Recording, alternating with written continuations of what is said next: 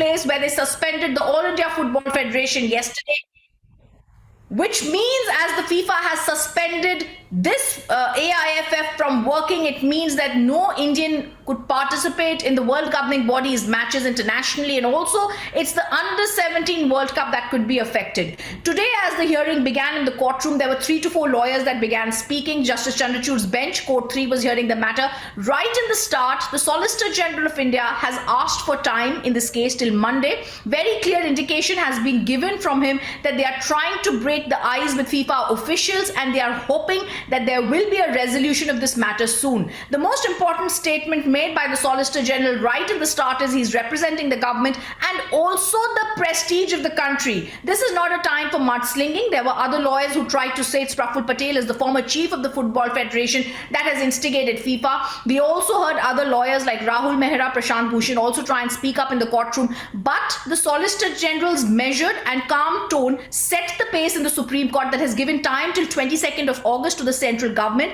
and said we want you to ensure that we are going to hold this particular proactive measures are going to be taken by the central government to ensure that the under 17 World Cup is held in India, continues to be held in India, and also lift the suspension on AIFF so that the objective is duly achieved. So 2 quick points that are made in the Supreme Court. First, this case will now go to 22nd of August when the central government will inform the Supreme Court about the understanding they've achieved with the FIFA officials, and hopefully keeping fingers crossed for the millions of football fans and players and viewers in the country. These under 17 World Cup matches shall be held in the 3 states in India. The other big news coming in from the Supreme Court is the government has very clearly given an indication they are in active engagement trying to break the ice with the FIFA officials, and that would take place soon to resolve the crisis arising after the FIFA ban in India. The Solicitor General, the Supreme Court has observed that they are in active engagement with FIFA Com and stakeholders to ensure that the World Cup in the country continues as planned. Meetings happened yesterday, discussions are ongoing. Viewers, a very, very positive hearing in the Supreme Court where meetings continue happening with FIFA officials to resolve the matter, where the Supreme Court has said continue actively participating and ensure that the holding of the under 17 World Cup happens in India, and the ban that is there on India is lifted from the world governing body of FIFA. Both the aspects very clear because a hearing short but crisp and has resulted in some sort of an indication of a move forward, because the Supreme Court is told by the Solicitor General that yes, we are in active engagement with FIFA officials. Till yesterday, this was not something we had known. This is a new development that takes place which gives hope to India to ensure that the under 17 World Cup is held in India in October. Yes, Rhythm continues to be with us. Rhythm, if you could talk to us more, because like you're telling us, government is in active engagement with FIFA to lift the FIFA ban. What can we expect in the next hearing? Also, if you can talk to us more about what kind of talks are likely to happen between the FIFA and the centre when it comes to lifting of that ban. Well, the centre can also go ahead and the centre is right now trying to ensure that this ban is lifted. A huge amount of lots of developments took place yesterday. First, we saw that the FIFA ban happened. After that, we saw several people give out details about how they believe that this was an instigation by former chief of All India Football Federation Praful Patel. We also saw the COA come out in a particular press release and say they are pained and shocked at the details that are happening. The Supreme Court was also being told by the Supreme Court had also been told that there needs to be certain action that needs to be taken. The tone and tenor yesterday was one of panic and one of trying to understand how India has to deal with this setback. But the tone today that has been set by the Solicitor General is measured, determined, calm, and also very positive, because he says we continue to be in active engagement with FIFA officials. So this is a great sign forward. It's good news for India, because if we are trying to solve the matter and the government is in active engagement with FIFA officials, then definitely there will be a way forward that will be achieved. What we also need to see from the side of the government and the assurance by the Solicitor General is it is the pride pride of the country that needs to be seen here. And a big news coming when the Supreme Court says we want you to ensure that this case, that we continue to have an active engagement with the FIFA officials and the ban is lifted. The Solicitor General has also told the Supreme Court that they are holding talks with FIFA officials. They are breaking the ice, would soon take place to resolve the crisis arising after FIFA banned India. The Solicitor General's statements have been taken on record by the top court that says the SG has informed the court government of India is in active engagement with FIFA officials and stakeholders to ensure the Under-17 World Cup is held in the country as it was planned, and the meeting happened yesterday and discussions are ongoing. So I think that from a place of chaotic crisis and mudslinging in the happenings of the FIFA Federation, the Supreme Court has now been told by the Solicitor General the larger picture needs to be taken, which is that we need to continue to have meetings with FIFA officials. We shall do. They've not come forward today with any blame game, which I find very, very, very positive. They've not spoken about the kind of names that are being put by other lawyers, that is Praful Patel, and whether he actually wrote the letter to FIFA and the FIFA acted on the letter to see that the Supreme Court's words were third-party interference. I'm also seeing, as usual, the top court of the country stands up to being the most respected and honored court, because instead of just being angry with the language and the kind of belligerent words that we were possibly hearing from the side representing FIFA, that it's a third-party interference, whereas the Supreme Court had only come into the picture after they had been asked to resolve the chaotic mess in the All India Football Federation. I think today the tone that has been set by the Supreme Court with its, as usual, very mature, very wise stand, and also the Solicitor General of India, is we have to resolve crisis. We are not here to get into mudslinging about who did what. We are not here to do name calling. We are only here to ensure for the millions of people watching the matches, for the players who put in their hard work into this, and for viewers, that these matches are held in India. This is also a matter of pride, which we also saw the Home Minister tweeting on earlier about how the Prime Minister had been delighted to see that the Under-17 FIFA World Cup would be held in India. So we are hoping that happens. It was to be held in 3 states in October, which is in Goa, in Maharashtra, and other states, and Bhubaneswar. Now we have to really see how soon will they resolve this crisis, because they've only asked for time till Monday. So that's not many days, only till the 22nd of August. Swift action by the centre. We've also seen the Supreme Court understanding the seriousness and the pride with which India wants to host the matches and not getting into any name calling, despite some provocation from some lawyers on what had to happen in the case. So a good hearing in the Supreme Court, a short hearing, but an extremely mature tone is set forward for the way forward in the talks with FIFA. Yes. Yes, of course, Rhythm. And you know, as several questions still remain unanswered with respect to that alleged letter of Praful Patel, if you could talk to us more about what all is at stake, because it's not just the prestige battle at the end of the day, it's also the funding of Indian football and the Indian footballers when we talk about this game that India was all set to host in October this year.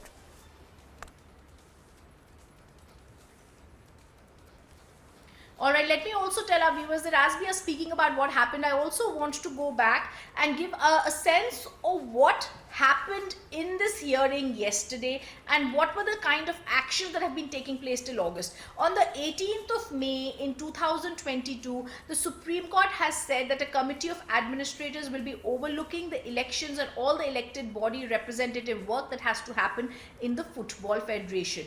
This came on the 18th of May. On the 23rd of May, and a letter was apparently shot off by ex-Football Federation chief Praful Patel to the FIFA as possibly a member of the FIFA Council, stating that these were the developments that had taken place, and also saying that the Supreme Court's interference could be seen as a third-party interference. It was indirectly stated in the letter. It was not clear, but it was almost like an indirect push to FIFA. Now, after that, FIFA wrote to India warning us, I think around the 5th of August, about the developments and them not wanting any third-party interference. Remember, FIFA is a very independent body. In several other countries also we've seen such similar bans have taken place, but the difference in those countries is there is the football federation themselves are troubled with the interference of the third parties. Here in India, there was no such issue.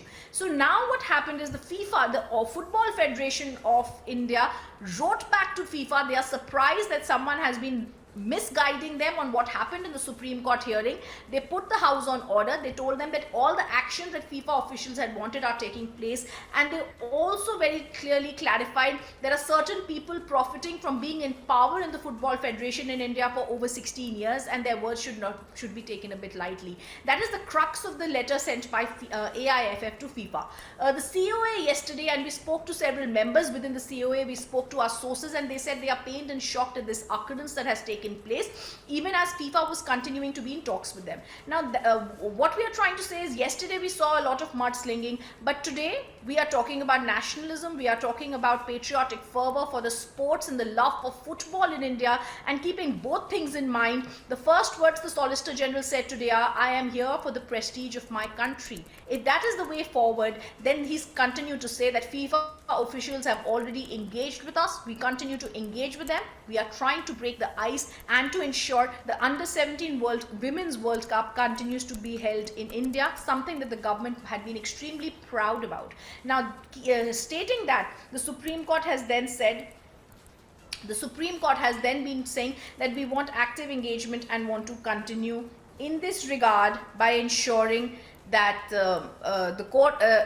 by ensuring that the Under-17 World Cup is held in India.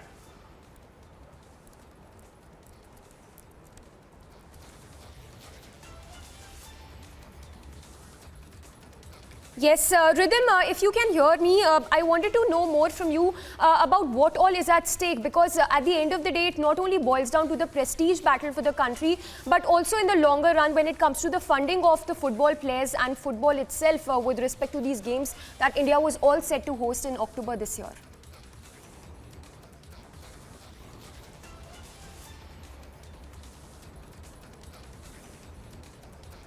Okay, let me also tell our viewers that inside the courtroom, yes, sorry, I'm sorry I missed your question, because I was seeing what's happening inside the courtroom where this case has now ended. And just give me a second, I'm just trying to get in some more words and observations that had been made in this case by the Supreme Court, the Solicitor General, and the other counsels who appeared in the matter.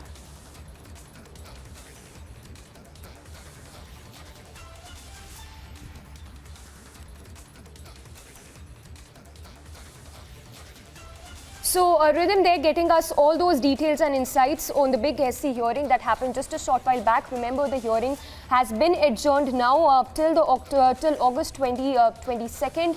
But a swift action there that's been taken by the centre, as centre, we are told, may break ice with FIFA soon. And SC, in fact, has called for working to lift the FIFA ban. Remember, India was all set to host these games in October this year. Here, what we understand as of now is that the government is in active engagement with FIFA to lift the FIFA ban.